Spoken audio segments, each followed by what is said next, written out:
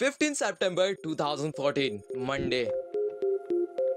Minecraft creator notch जैसे ही सोकर उठते हैं उसके ठीक 6 घंटे बाद वो अपना फोन यूज करते हुए एक ट्वीट करते हैं जिसमें वो लिखते हैं कि मैंने माइनक्राफ्ट को सेल कर दिया है एंड अब इसके ओनर हैं माइक्रोसॉफ्ट।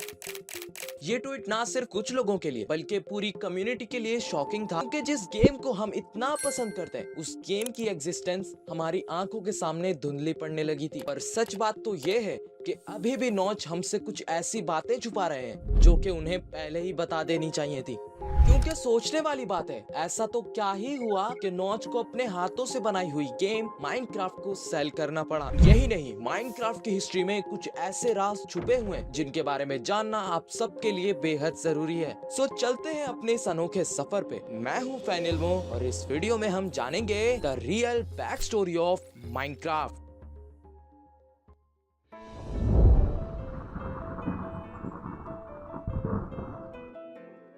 1 जून 1979। इस दिन notch AKA Marcus person Sweden में पैदा हुए एंड बचपन में जैसे सबको कोई ना कोई शौक तो होता ही है, लाइक स्पोर्ट्स, कुकिंग एक्सेट्रा। उन्हें भी गेम्स खेलना एंड कोडिंग करना बहुत ही ज्यादा पसंद था एंड इवन 7 इयर्स की एज से ही उन्होंने गेम्स बनाने के लिए कोडिंग करना स्टार्ट कर दिया था। जिस एज में हम गेम्स भी सही से खेल नहीं पाते हैं, उस एज में वो गेम्स बनाना सीख रहे थे and he gain a lot of experience in short time. और काफी कम उम्र में गेम डेवलपमेंट की इतनी अच्छी नॉलेज होने की वजह से ही worked in popular gaming companies of the time, King and Jalbum। And then job से घर पर आने के बाद जिस टाइम को हम शॉर्ट्स या रील्स में वेस्ट कर देते हैं, वो उस टाइम को यूटिलाइज करते हुए अपना एक गेम बनाने लगे जिसे इनिशियली उन्होंने नाम दिया रूबी डंग, जो कि इंस्पायर्ड था एक अदर गेम ड्वार्फ फोर्ट्रेस से। Hello and welcome to a video about Dwarf Fortress. Ruby Dung अपने इनिशियल फेस में था एंड अब तक इसमें कुछ खास इम्प्लीमेंट नहीं किया गया था कि इसे कहा जाए कि ये एक कंप्लीट गेम है। बट देन नॉच इस गेम को होल्ड करते हैं क्योंकि उन्हें कुछ ऐसा आइडिया नहीं मिल रहा था जिसके थ्रू वो इस गेम को कंप्लीट कर सके। देन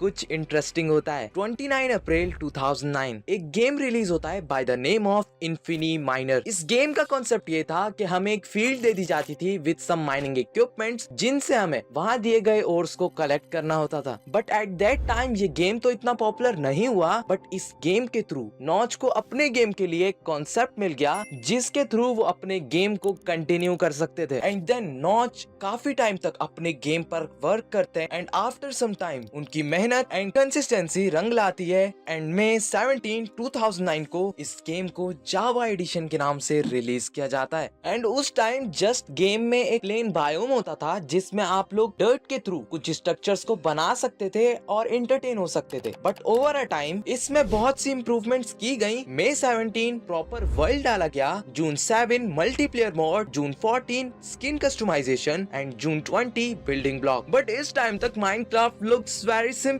बट तभी अनाउंस होता है survival mode. In this episode, we take a look at the very first versions of the survival mode of the game. Survival mode दिखने में बहुत ही ज्यादा अच्छा था, जिसमें डाले गए new mobs, mining resources and variety of foods को भी डाला गया, जिसके थ्रू फूड कलेक्ट करने का भी कॉन्सेप्ट आया। अब ये चीजें यूनिक थी, ऑल्सो हमारी रियल लाइफ से भी रिलेट करती थी। That's why people are crazy about it.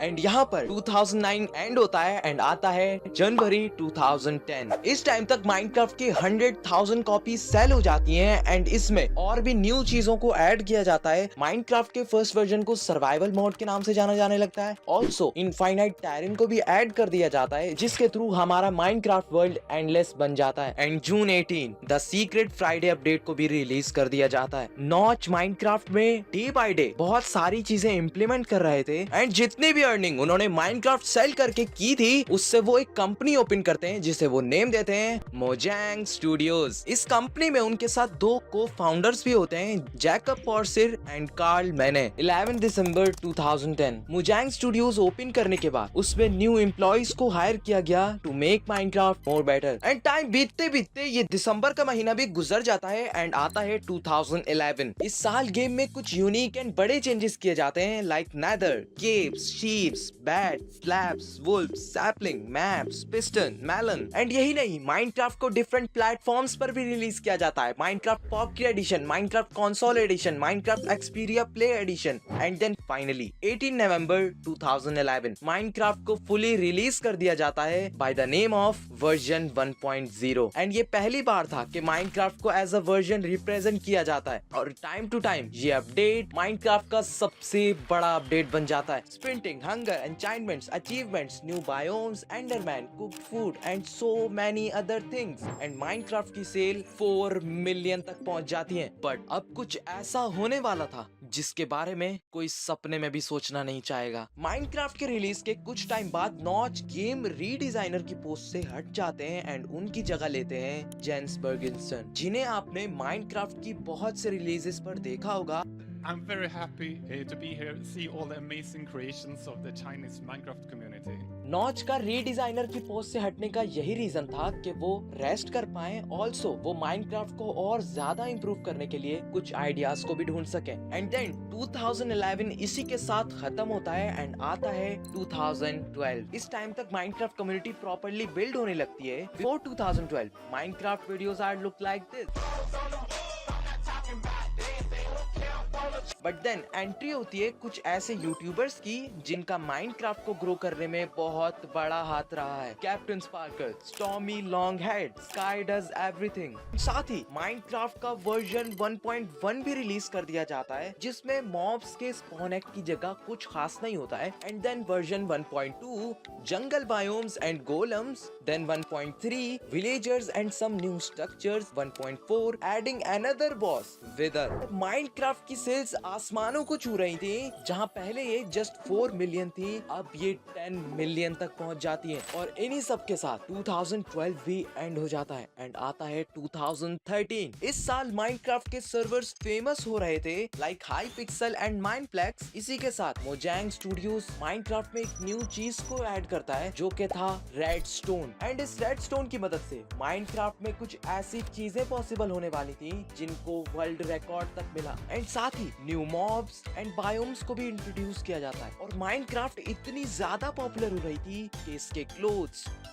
Toys, poster, stickers बनाए जा रहे थे। और माइनक्राफ्ट इतनी पॉपुलर हो रही थी कि रिलीज के कुछ ही टाइम बाद गेमिंग स्टोर्स पर लाइनें लग जाती थी। और यही वो टाइम था जब Minecraft crossed over 30 million sales. But यहाँ से आगे कुछ ऐसा होने वाला था जिसके बारे में कोई सपने में भी सोचना नहीं चाहेगा।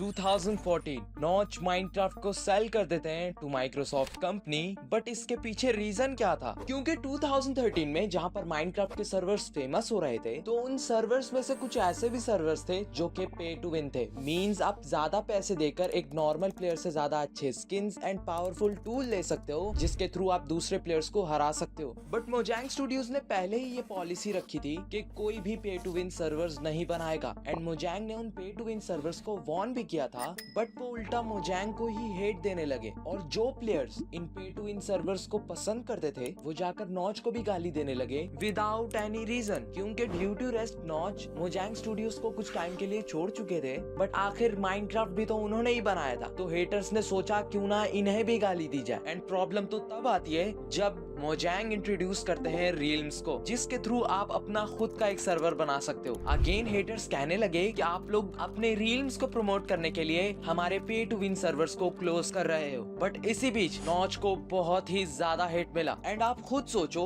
एक बंदा जिसने कुछ ना किया हो उसे बिला वजह हेट दिया जाए, उसे बाय वर्ड्स अब्यूज किया जाए, तो वो कितना मेंटली डिस्टर्ब हो जाएगा। एंड यही हुआ नॉच के साथ। Due to this massive amount of hate उन्होंने डिसाइड किया कि जिस गेम से मुझे इतना हेट मिल रहा है उसी को अपनी जिंदगी से निकाल देता हूँ। ना बचेगा बांस और ना बजेगी बांसुरी। एंड देन 2014 उनका एक ट्वीट आता है जिसमें वो बताते हैं कि मैंने माइनक्राफ्ट को कम्प्लीटली सेल कर दिया है टू माइक्रोसॉफ्ट कंपनी। और इन्हीं सब के साथ 2014 भी एंड होता है एंड आता है 2015। इस साल माइनक्राफ्ट सोना सा लगने लगा था क्योंकि इस साल माइनक्राफ्ट में एक सिंगल अपडेट भी नहीं आता है। No announcements, no update, nothing.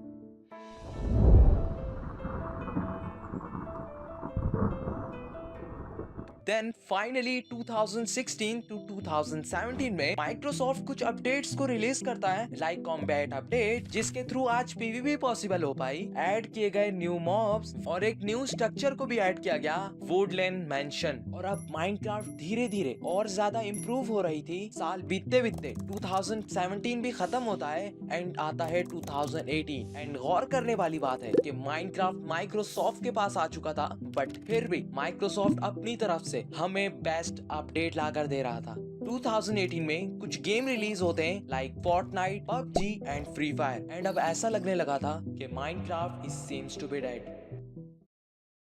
But something happens. In 2018, Mojang release करता है वर्जन 1.13 Aquatic Things, और इस अपडेट में कुछ ऐसी चीजें डाली जाती हैं जो कि इनफ थी माइनक्राफ्ट को रिवाइव करने के लिए। एंड देन आता है 2019। ये साल माइनक्राफ्ट की हिस्ट्री का सबसे बड़ा साल था, because in this year Minecraft में न्यू चीजें तो डाली जा ही रही थी, बट साथ ही गेम को क्वालिटी वाइज भी बहुत ही ज्यादा इम्प्रूव किया जाता है। 23 अप्रैल को एक न्यू वर्जन रिलीज किया जाता है 1.14 विलेजर्स एंड प्लेजर्स। जो विलेजर्स आज हमें नजर आते हैं, जिन्हें हम इजीली मार के भाग जाते हैं, वो 1.14 में आए थे। और इस साल के खत्म होते होते मोजैंग एक और वर्जन रिलीज करता है 1.15, जिसमें बीज को ऐड किया जाता है, मींस बीज से रिलेटेड आइटम्स को डाला जाता है गेम में।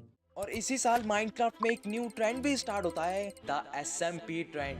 देन SMP ट्रेंड आता ही ये फॉरेन में बहुत ही ज्यादा फेमस होता है। SMPs like Hermitcraft, Dream SMP and Dream Manhunt की भी वीडियो डाल रहा था, which blowings up Minecraft।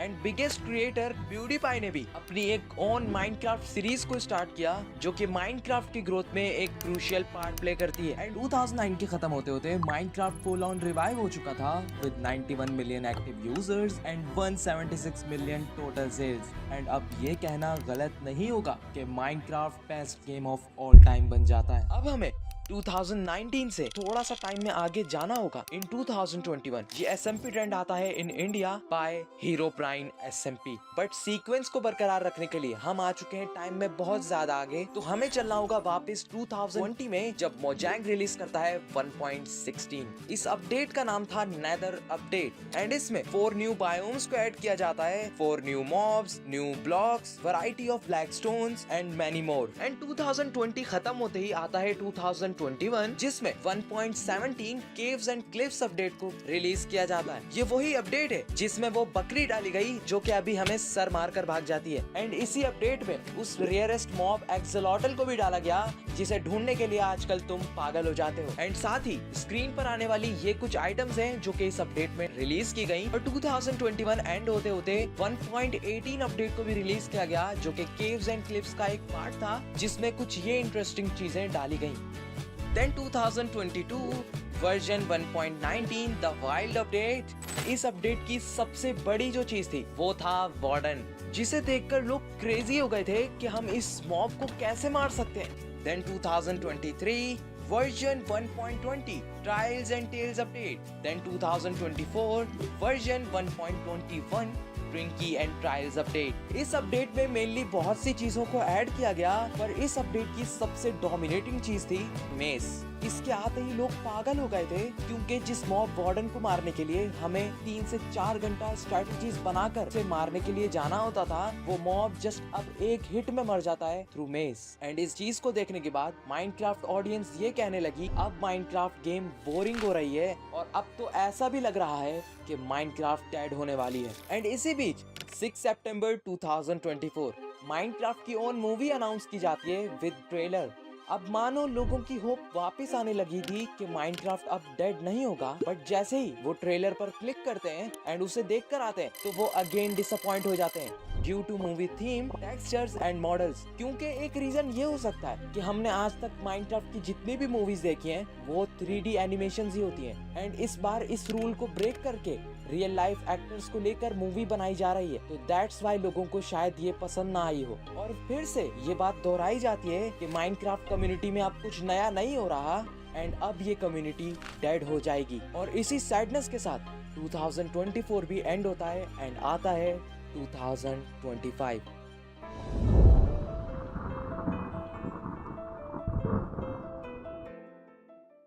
इस साल के स्टार्ट होते ही नॉच कुछ ऐसा अनाउंस कर देते हैं कि जिन लोगों की एनर्जी एंड होप मरने लगी थी वो वापस आने लगती है, क्योंकि जनवरी 6, 2025 को नॉच अनाउंस कर देते हैं माइनक्राफ्ट 2 को। साथ ही अप्रैल 4, 2025 को माइनक्राफ्ट की ओन मूवी को रिलीज कर दिया जाता है। ट्रेलर देखने पे लगा था कि ये मूवी लोगों को ज्यादा पसंद नहीं आएगी, बट इस मूवी ने लोगों को डिसअपॉइंट नहीं किया एंड ये सभी माइनक्राफ्ट ऑडियंस को बहुत ही ज्यादा पसंद आई। सो देखना यही होगा कि आगे और क्या क्या इम्प्लीमेंट होता है हमारी इस माइनक्राफ्ट कम्युनिटी में एंड कैसे माइनक्राफ्ट लोगों की होप्स पर पूरा उतरेगी। सो यही थी माइनक्राफ्ट की कंप्लीट बैक स्टोरी। गाइज, इस वीडियो को बनाने के बाद मैंने एक चीज सीखी है कि इंसान की जिंदगी में कभी भी कुछ भी हो सकता है, क्योंकि इस वीडियो की स्क्रिप्ट मैंने 28 सितंबर 2024 को ही कंप्लीट कर ली थी, बट इस वीडियो को आते आते 1 साल लग गया। इन 1 सालों में मेरे साथ बहुत सारी चीजें हुई जिसे और कभी हम स्टोरी टाइम वीडियो में कवर करेंगे, बट जाते जाते मैं आप लोगों से सिर्फ एक रिक्वेस्ट करना चाहता हूँ कि आप सब लोग इस वीडियो को अपने सभी फ्रेंड में शेयर करो ताकि इस 5 महीने बाद आई वीडियो को थोड़ा पुश मिल सके। मैं चलता हूँ अगली वीडियो बनाने, बट अगर आप लोग इसी तरह की और भी डॉक्यूमेंट्री वीडियोस देखना चाहते हो तो स्क्रीन पर आने वाली ये धमाका वीडियो देख डालो। मैं आप लोगों से वहीं मिलूंगा।